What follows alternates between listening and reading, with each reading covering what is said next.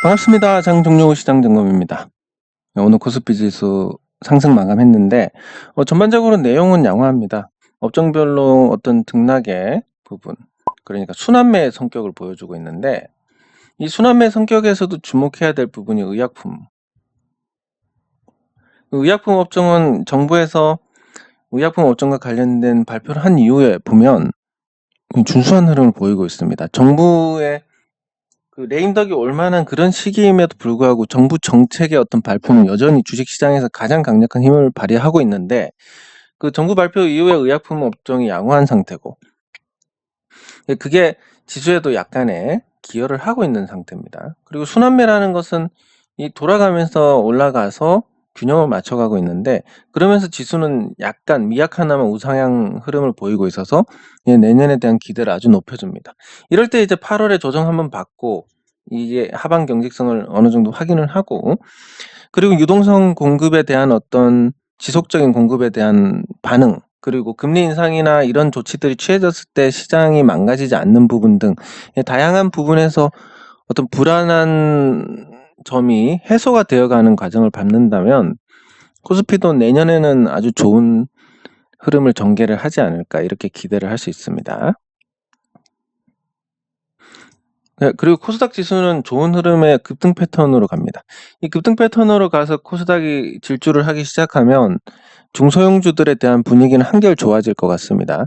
그래서 중소형주들은 코스닥에 대한 수급 개선, 그리고 거래 대금 증가, 그리고 과열권에 진입한 상태에서 지난 과열권보다 높은 지수대를 형성하고 있다는 부분 등을 고려할 때 굉장히 좋은 흐름을 전개를 할 수 있고, 이런 부분들이 과거 IT 버블과 붕괴 이후에 처음으로 어떻게 보면 정상화되는 과정이다라고 볼 수 있습니다. 현재 형태로 보면 올해 아주 장대 양봉이 나올 가능성이 높고, 여기에 내년에 한 번 더 이런 형태의 흐름이 나오면서 IT 버블 이전의 어떤 지수대로 회귀를 하는 부분들이 발생을 할 수 있는데, 지수가 이렇게 2배가 오르면 개별 종목은 평균적으로 4배 정도 상승한다고 보시면 됩니다. 그래서 좋은 중소형주를 잡고 버티면 올해 내년에 아주 좋은 성과를 낼 수 있고, 그게 제가 예전부터 말씀드린 거 한 2천만 원 이하의 투자금을 가지신 분들은 여기서 한번 승부를 봐야 됩니다. 만약에 2천만 원으로 승부 봐서 날렸다, 이상한 종목에서 단타 치라는 말씀이 아닙니다. 진짜 이 종목 갈 것 같은데 하는 종목에 전략적으로 투자를 해야 된다는 거고, 이게 실패를 했을 때 2천만 원이 뭐 많이 가야 1,000만 원입니다. 그럼 여러분들은 1,000만 원에 대한 거 한 5달 열심히 일하고 안 쓰면 모을 수 있습니다. 그러면 그 정도의 어떤 기회비용이라고 생각을 했을 때 이게 성공하면 이 2천만 원이 1억이 되는데, 1억 정도면 이제 어느 정도 분산 투자도 가능하고 정상적인 투자를 할 만한 어떤 규모가 되고, 그리고 뭐 1억으로 단타를 하더라도 어느 정도의 충족감을 주는 그런 수익을 얻을 수가 있습니다. 그렇기 때문에 이 시드머니의 확대, 이거 굉장히 필요한데, 여러분들 피같이 돈 모아가지고 1억을 만든다, 굉장히 어렵습니다. 뭐가 어렵냐, 운용이 어렵습니다. 근데 2천으로 1억을 만든다? 그 다음부터 운영은 굉장히 좀 발걸음이 가벼워지고 발빠르게 대응을 할 수 있는, 그래서 거기에서 비로소 돈의 어떤 확장이 이루어질 수 있는데, 코스닥 시장이 그런 기미를 보이고 있기 때문에 여러분들께서는 시가총액 1,000억 이하, 가능하면 시가총액 500억 이하 종목을 잡아서, 이 종목이 테마 타서 1조 원 가면 20배짜리가 터지는 거니까 굉장히 좋은 거고, 안 가더라도 뭐 1,000억은 갈 것 같고, 여기서 내려봤자 뭐 얼마나 내리겠습니까? 상장 폐지 안 당한다는 전제로. 그래서 그런 부분들을 잘 고려하셔서 전략을 짜보시는 거 굉장히 중요합니다. 네, 그리고 보유 종목. 보유 종목에는 특별한 변화는 없습니다. NHN벅스가 조금 개선되는 흐름을 보여주는 게 긍정적인데, 진입뮤직이라든지 이런 다른 종목들의 흐름들과 비교를 하면 좀 부족한 감이 있지만, 전반적으로 이제 엔터주, 음원주에 대한 재평가가 이루어지고 있다라고 볼 수 있습니다. 특히 이 종목의 어떤 주가 흐름은 분명히 이전의 저점보다는 올라간 상태입니다. 이 저점이 올라갔고 그리고 조정을 받고 이 조정에서 이게 일시의 눌림목이라고 본다면 그냥 이렇게 볼 수 있습니다. 상승하고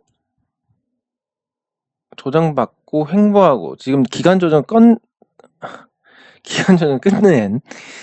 그런 상태로 볼 수 있는데 요거는 뭐 과매도 자리라고 봤을 때 뭐 이거는 없다라고 봤을 때 그러면 지금 치고 나가면 이제 저점의 높이만큼의 고점을 갱신을 하는 그런 흐름을 기대를 할 수 있으니까 뭐 괜찮을 것 같습니다. 이건 제 개인적인 판단으로는 이 NHN벅스는 이미 유통 주식이 거의 없습니다. 전체 주식에서 보시면 이 전체 주식에서 절반 가까운 45.29% 최대 주주가 갖고 있고 자사주가 15.56 그리고 네오플라이가 9.05 뭐 이렇게 해가지고 70% 이상이 묶여있는 상태입니다. 그럼 나머지 30%의 주식이 얼마나 되느냐 뭐 많이 돼야 한 400만 주인데 그 중에서도 뭐 이런 거래량들이 나왔을 때 누군가 이렇게 확 사서 던지고 확 사서 던지고 이게 가능했겠습니까? 결국은 뭐 과거 주가 또 보면 과거에 요 거래가 요 만 원대 초중반에서 굉장히 많이 이루어졌습니다. 과거 거래가.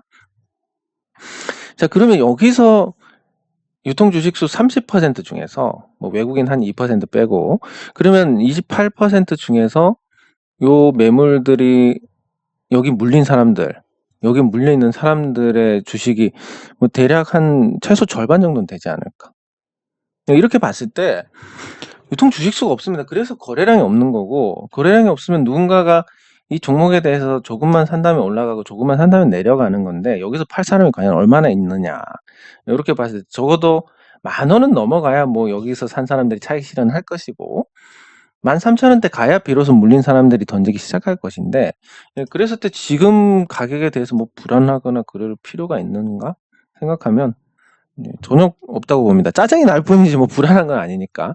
여기서 이제 단계 고점도 넘어섰고 한 번만 더 치고 나가면 이제 분위기가 완전히 바뀌게 되는데 거기에 따른 어떤 긍정적인 흐름에 대한 기대는 조금 할 수 있는 그런 상태입니다. 그 외에는 뭐 특별히 볼 거는 없을 것 같습니다. 그래서 댓글 확인하도록 하겠습니다. 제가 금요일에 못 올려드리고 토요일에 올려드렸는데 말씀드렸더니 한 10분 하다 보니까 잠꼬대를 하고 있네요. 얼마 전 그래서 어쩔 수가 없었던 부분이고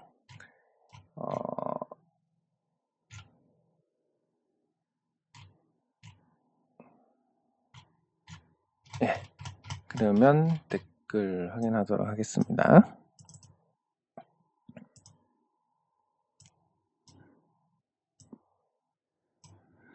네.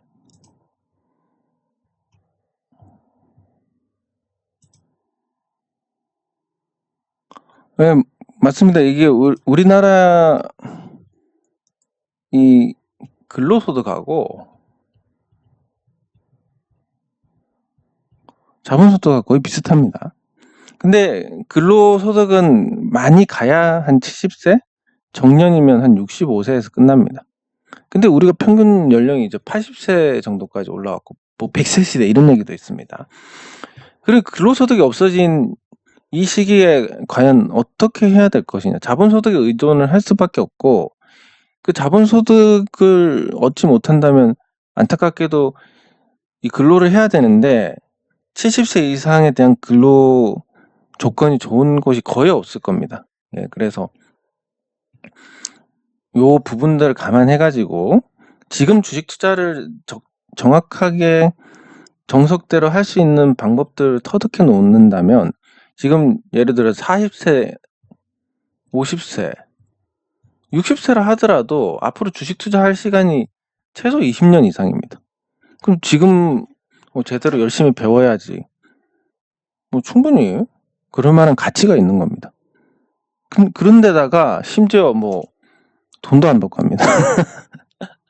물론 뭐 돈을 좀 써야 또 거기에 따른 어떤 효과가 있다고 볼 수도 있지만 어쨌든 지금 배우고 싶을 때 배우고 또 배우는 시기에 주식시장이 나쁘지 않기 때문에 흥미가 꺾이지가 않습니다. 과거에는 주식 공부해도 주가가 떨어지면 아휴 이거 공부해서 뭐해 이런 세월이 10년이었습니다. 네. 근데 지금은 이제 뭔가 수익이 나니까 이렇게 해서 하니까 수익이 나네. 뭐 사실은 이 거대한 시장이 주는 수익임에도 불구하고 요거에서 여기로 가는 이 이유라든지 이런 거 그냥 올라가니까 이유가 부각되는 거지 이유가 있어서 올라가는 게 아닙니다. 그렇기 때문에 그런 부분에서 어떤 다른 생각들 내가 공부하니까 수익이 나네 이런 것보다는 손실이 안 나는 거 이런 자리에서는 들어가면 안 되겠네 이런 종목은 투자하면 안 되겠네 이런 걸로 요 나쁜 시기를 버티다가 이제 이 좋은 시기에 수익을 만끽하는 이런 과정으로 주식 투자에 대한 공부를 이해를 하셔야 됩니다. 뭐 공부하면 돈 번다 이런 개념이 아니라 네, 감사합니다. 감사합니다. 예, 감사합니다. 네, 감사합니다.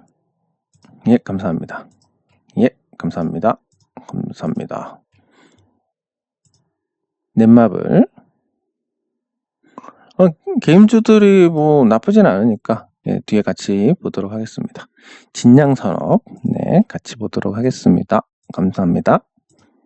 감사합니다.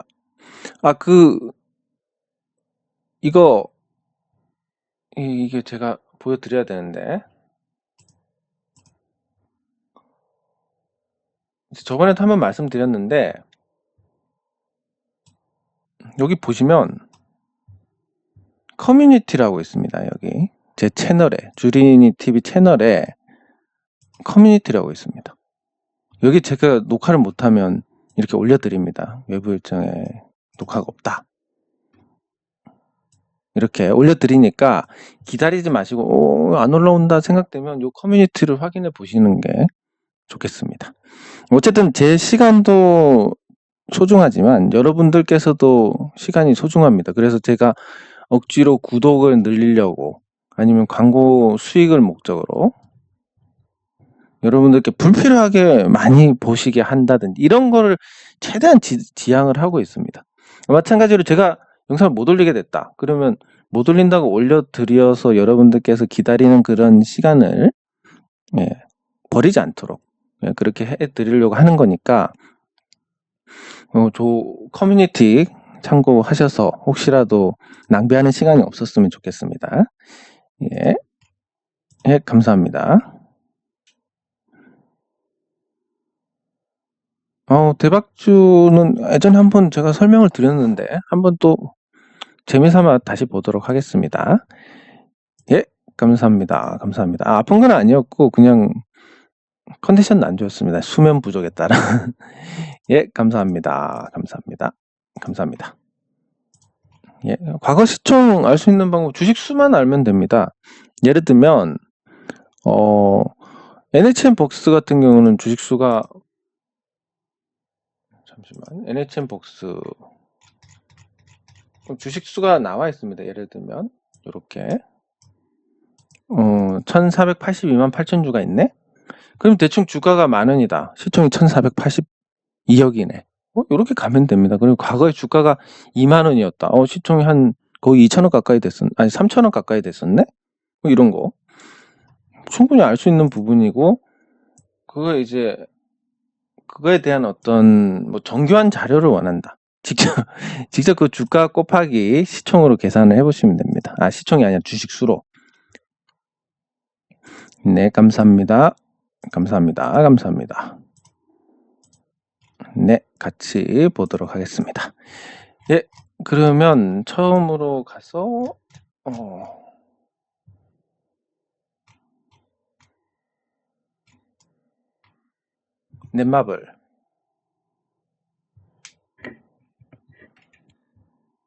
넷마블부터 보도록 하겠습니다.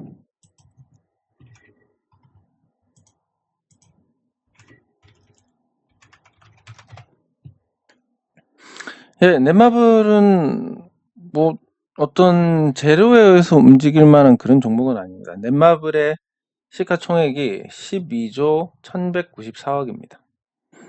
뭐 테마로 움직일 만한 덩치는 아닙니다. 시총이 한 500억 정도 된다. 그러면 테마 뉴스 같은 거 보고 투자자들이 막 지르면 올라갈 수 있는데 12조 원짜리를 막 일부 뉴스에 반응하는 사람들이 지른다고 오르겠습니까? 네, 그래서 그런 재료로 움직이는 건 아닐 거고, 그리고 수급을 봐야 됩니다. 어쨌든 개인의 매수로는 움직이는 게 아닐 거고, 기관 투자자들, 외국인 투자자들의 매매 여부를 봐야 되는데, 최근에 그래도 기관 투자자들이 매수 우위에 있다는 부분. 그러면 어떤 재료, 기관 투자자들이 움직일 만한 재료 중에서 파노나 신작 게임에 대해서는 어느 정도 좀 반응이 있습니다. 하지만 이게 한번 시세 내고 죽은 상태에서 다시 우상향 흐름을 보인다. 뭐 전반적인 전개는 나쁘지 않습니다. 흐름은 나쁘지 않고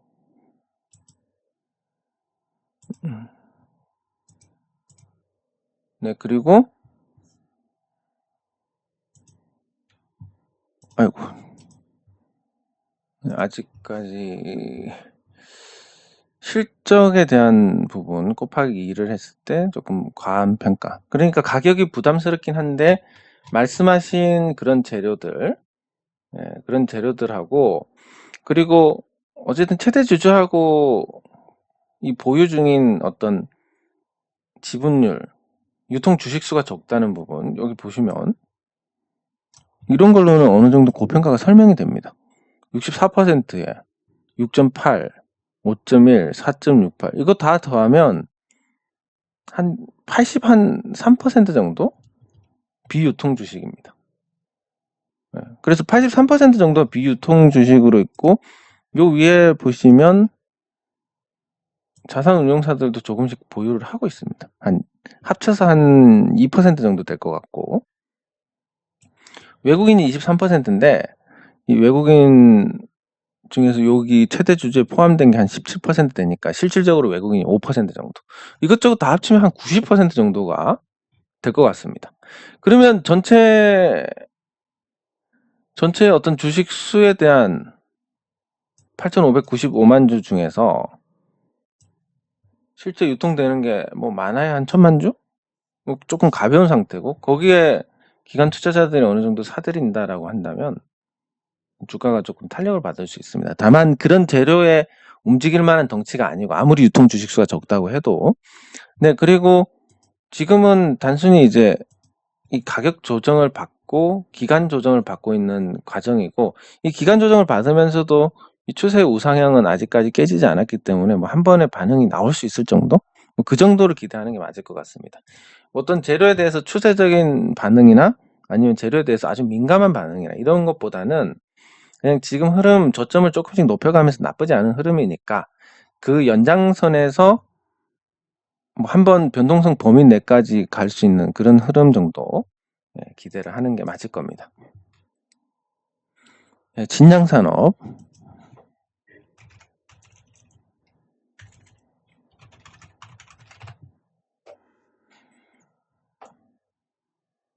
네, 진양산업은 테마주로 올랐고 선거를 하고 나서 그리고 나서 조정받고 기간 조정을 받는 중입니다. 근데 뭐 상식적으로 서울시장 보궐선거에 당선이 되고 그리고 나서 갑자기 또 대선 나온다고 박차고 나온다. 이거 뭐 거의 불가능할 것 같은데. 그래서 대선 테마주들에서의 관심은 좀 벗어나지 않을까 싶습니다. 만약에 그런다고 하면 서울시장 뽑아줬는데 스스로 그만두고 나갔고 또 뽑아줬는데 또 나갔고 이러면 이제 이 정도 되면 정치인으로서의 이미지에 굉장히 큰 타격을 주기 때문에 대선에 못 나갈 것 같고 그러면 못 나간다라고 봤을 때 대선 테마주로서의 가능성은 그렇게 많지는 않은 것 같습니다. 그러면 다른 부분에서 기대를 해야 되는데 이 진양산업 같은 경우는 뭐 나쁘지 않은 배당을 해주고 그리고 주식 수도 그렇게 많지 않고 그리고 뭐 안정적으로 이익이 나고 있고 그런 상태에서 시가총액이 800억이 채 안 되기 때문에 그런 저가주 개념에서 저가주 중에서 매력이 있네. 시가총액 1,000억짜리가 앞으로 없어진다라고 했을 때 오를 만한 여지가 있는데 오세훈 테마주로서 오를 만한 가능성은 조금 부족하지 않나 싶습니다.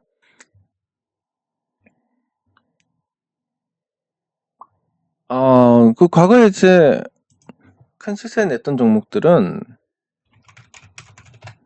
하나씩 보도록 하겠습니다. 그냥 재미로. STI라는 종목인데, STI가 2013년에, 제가 2013년에 이 가능성을 접하고, 그리고 상승하고 그 다음 연도에 조정받고 상승해서 터졌습니다. 2018년에. 그리고 나서 유상증자 해서 이렇게 왔는데, 여기서 뭐 더 터지고 안 터지건 모르겠지만 이 3,000원짜리 주식이 3만 원을 갔습니다. 10배를 갔습니다.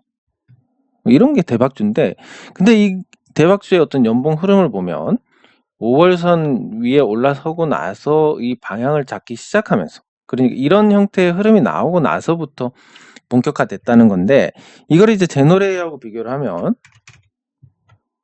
제노레이는 아직 이 5년선을 형성하지도 않았지만 지금 이제 내년 되면 요 선 자체가 위를 보고 있을 겁니다. 네, 그런 부분에서는 제노레이의 어떤 기술적인 가능성도 충분히 있는 거고, 기술적 분석 차원에서. 그리고 미래컴퍼니,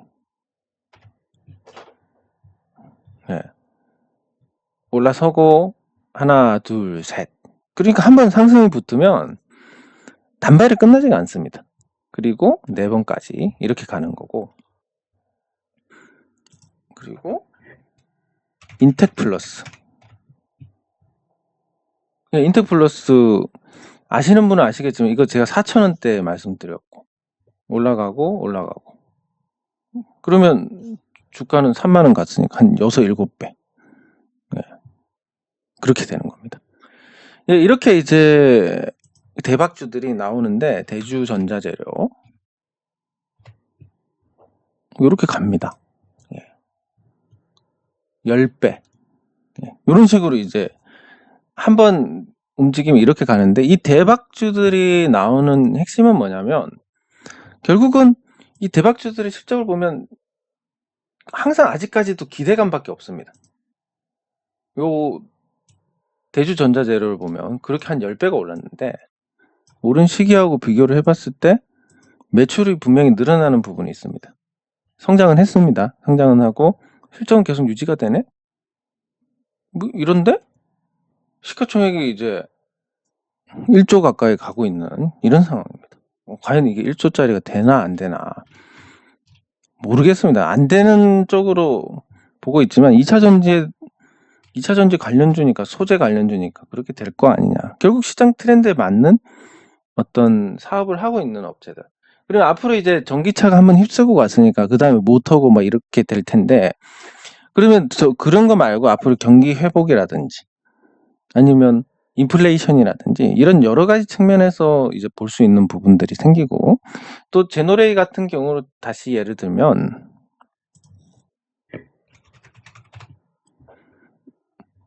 항상 그렇지만 매출 성장이 있었습니다. 근데 제노레이를 보면 꾸준히, 이거 이제 2020년은 특수한 상황이라고 보고 코로나로 꾸준히 매출 성장을 하고 있습니다.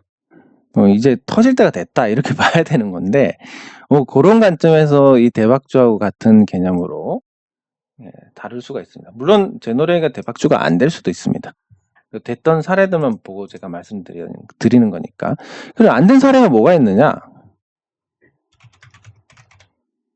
이 기술적인 분석을 다 갖추고도 못 간 종목 하나가 EV 첨단 소재입니다. 근데 이 흐름 보시면 아까 5년선 위에 올라타고 나서 종목들 움직인 거 보시면 이거 한방 터질 수도 있겠네 이런 생각 누구나 할 수 있습니다. 그리고 실제 그렇게 될 수도 있고, 그래서 아직 끝난 건 아니고 연장선에 있다, 이렇게 볼 수 있는 거고, 그런 측면에서 이제 뭐 대박주가 나올 만한 게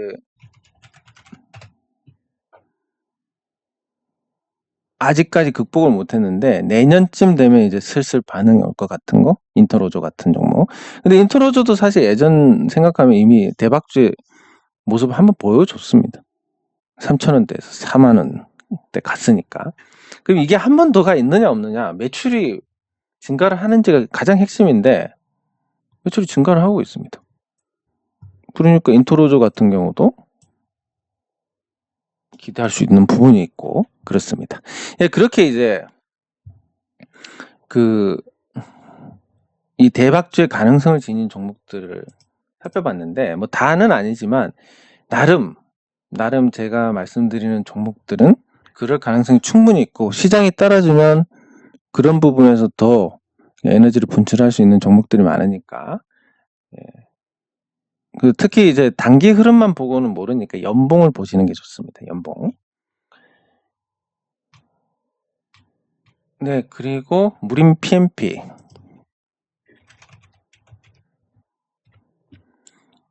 네, 주가가 올 들어서 조금 올랐습니다. 뭐 배당에 대한 매력도 있고 그리고 적자를 청산하는 그런 기대도 반영이 되고 있는데 이 무림 PMP가 정상화 됐을 때 영업이익이 1,000억 정도 됐습니다. 그래서 시가총액으로 보면 실적 대비해서 굉장히 저평가됐다. 그렇게 평가할 수 있고 자산도 많고 최대주주 지분율도 높고 그런 종목입니다. 그러면 이 무림 PMP가 앞으로 뭐 어떻게 될 것이냐 그런 게 제일 중요하니까 한번 시세 내고 죽었다가 다시 시세가 조금씩 나고 있는데 여기에서 이제 주목해야 될 부분이 뭐냐면 이 중국하고의 관계입니다. 중국하고 호주하고 중국은 뭐 거의 전 세계 모든 국가들하고 갈등을 빚고 있습니다. 그리고 미국하고 동맹 중에서 약한 고리를 계속 건드리고 있습니다.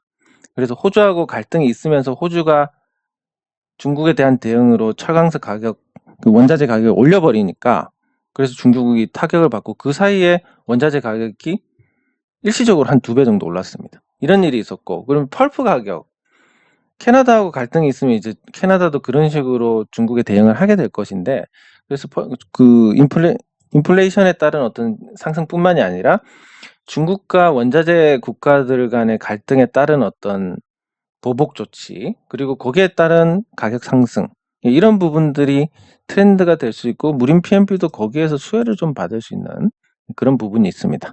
다만 무림 PMP가 이때처럼 새로운 가격을 밟아 나가는 거 물론 과거에 아주 높은 가격이 있었지만 한 10년 지났으니까 없다 치고 이런 새로운 자리들을 가는 것과 이 매물을 소화하면서 올라가야 되는 건 또 질적으로 틀리기 때문에 그런 점에서 탄력적으로 상승하기는 좀 어렵지 않을까. 전망은 나쁘지 않지만 그렇게 판단하시면 될 것 같습니다. 네, 그러면 종목을 2개 정도만 살펴보겠습니다. 하나가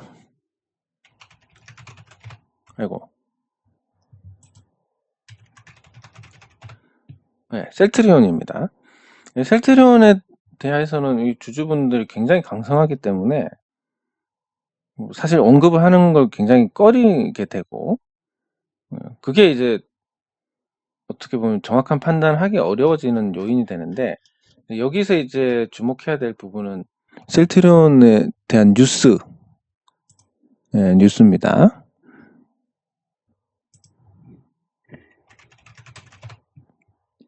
그러니까 이게 해석에 따라 틀린데 오늘 이런 뉴스가 떴습니다.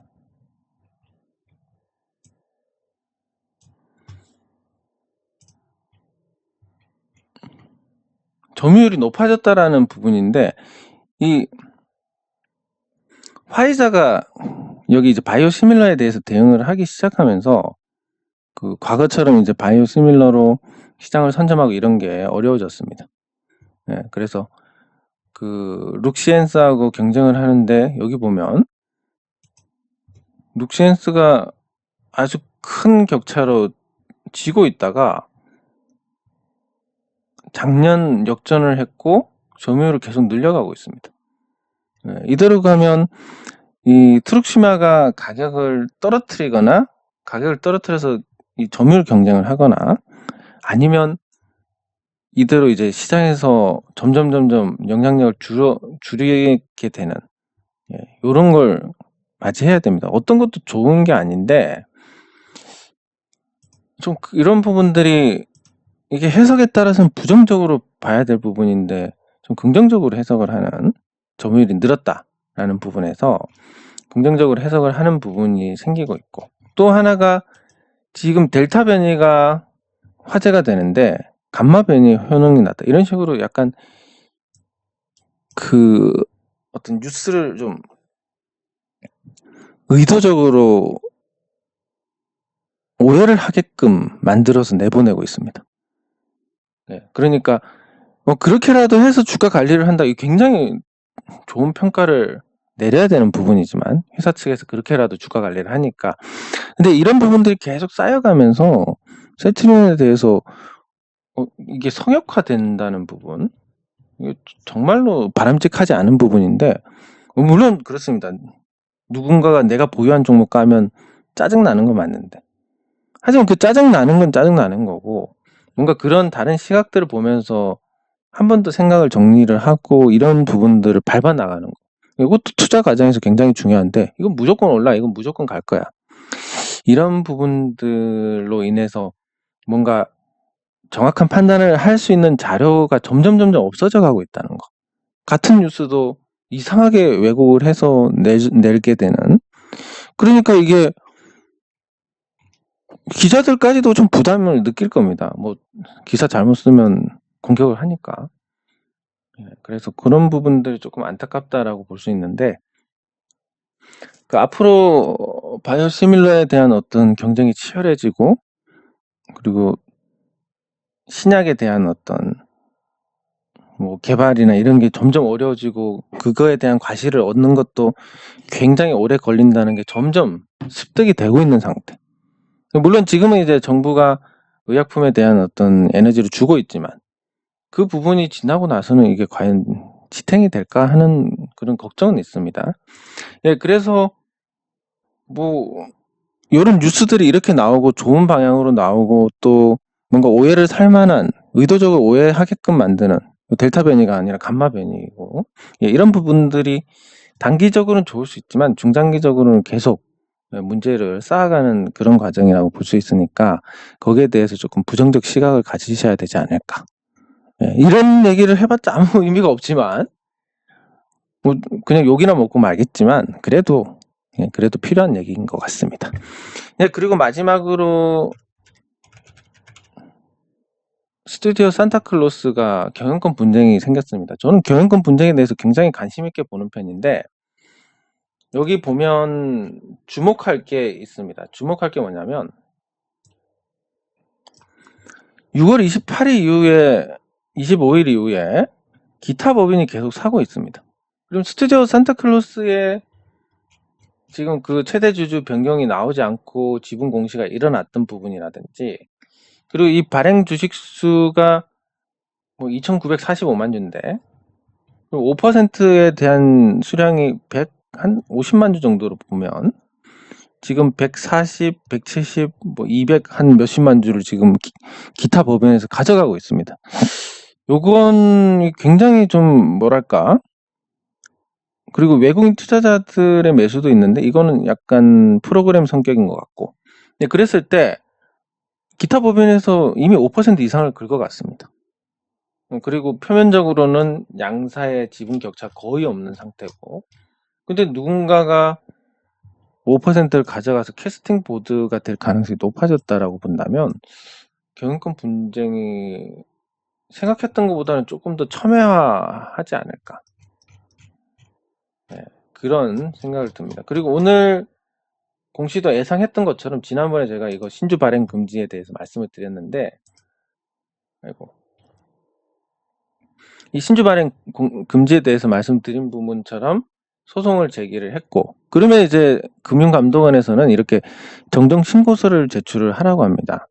왜냐하면 없는 신주 발행 금지에 대한 소송이 걸렸기 때문에 그런 내용을 증권 신고서에 포함을 시켜야 되는 거고, 그러면 지금 불러놓은 유상증자는 일단 연기가 됩니다.